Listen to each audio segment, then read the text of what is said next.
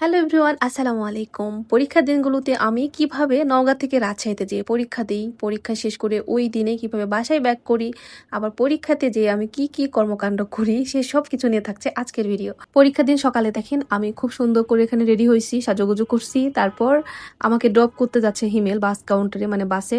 আর তার চোখে মুখে অনেক অনেক ঘুম, কারণ সে ঘুম থেকে, মানে তাকে আমি ঘুম থেকে টানিয়ে তুলে নিয়ে যাই প্রতিটা দিন।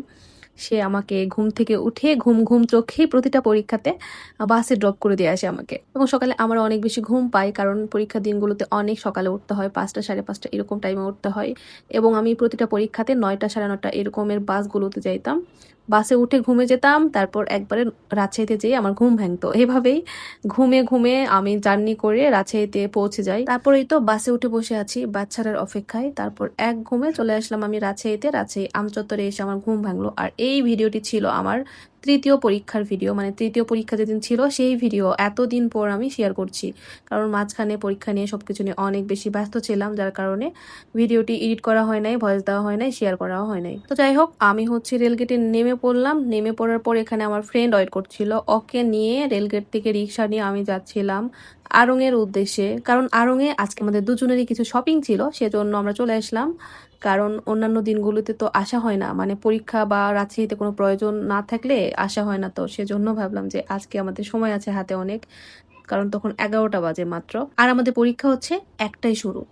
এতক্ষণ এই 2 ঘন্টা ওখানে বসে থেকে লাভ কি? আমরা আড়ং-এ শপিং করলাম, শপিং টপিং শেষ করে রিক্সা নিয়ে চলে আসলাম আমাদের পরীক্ষার কেন্দ্রে। আর আমাদের কেন্দ্র ছিল এবার হচ্ছে কোর্ট কলেজ। আর কোর্ট কলেজ এত ভেতরে যে রাস্তা, মানে এবারে পরীক্ষাগুলোতে ফার্স্ট দেখলাম যে এত ভেতরের রাস্তাতে হচ্ছে কোর্ট কলেজ। মেন রোড থেকে শাখা রোড দিয়ে ভেতরে যে আমাদের সেই পরীক্ষার কেন্দ্র, মানে এই কলেজটা এই চিপার মধ্যে কে যে বানাইছে আল্লাহ জানে, অনেক দূরে অনেক দূরে। তো যাই হোক, ভেতরে তো আর মোবাইল নিয়ে যাওয়া অ্যালাউ না, সেজন্য মোবাইল ব্যাগ সবকিছু কেন্দ্রের বাইরে একটা হচ্ছে কিছু দোকান আছে, একটা না বেশ কয়েকটা দোকান আছে, তো সেই দোকানগুলোতে রাখছিলাম, রেখে পরীক্ষা টরীক্ষা দিয়ে বের হলাম। এটা হচ্ছে পরীক্ষা দিয়ে বের হওয়ার ভিডিও। পরীক্ষা তো সেই ফাটাফাটি হয়েছে, যার কারণে আমাদের চোখে মুখে অনেক আনন্দ। সেই হাহা হিহি করতে করতে আমরা চলে আসলাম বাস কাউন্টারে আবার। তারপর বাসে আমাদের টিকিট করাই ছিল আগে থেকে, সো আমরা বাসে উঠে গেলাম। কিছুক্ষণ পর রাত হয়ে গেল। আর এই ছিল রাতের বাসের ভিউ। মাঝখানে তো আমার বান্ধবী আমাকে রেখে চলে গেছে, কারণ ওর বাসা নওগাঁর আগেই। তারপর বাস থেকে নেমে দেখি 2 বাপ বেটি মিলে আমাকে রিসিভ করতে আসছে এখানে। আর আমার হাজবেন্ড দেখেন সেই সকালবেলা থেকে ওই একটা টি শার্ট আর প্যান্ট পরেই আছে, মানে বউ সারাদিন বাসায় না থাকলে যেটা হয়, আমাকে ছাড়া সে কতটা অচল দেখেন।